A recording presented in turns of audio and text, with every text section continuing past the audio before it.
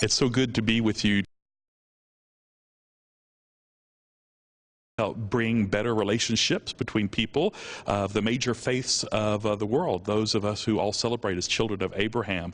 And I give thanks for God blessing them to have this wonderful station. To all you, our brothers and sisters in Turkey, thank you so much for your prayers for us as we pray for you.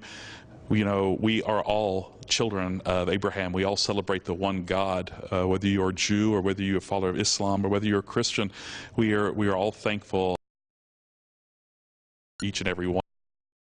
I hope that as we come, that you indeed know that peace.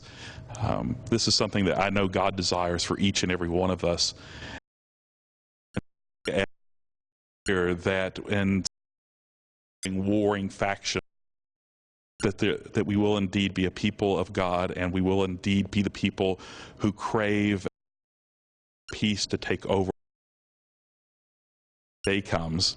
I hold you in my prayers, and again hope that you hold us. And may God, each and every one of Abraham.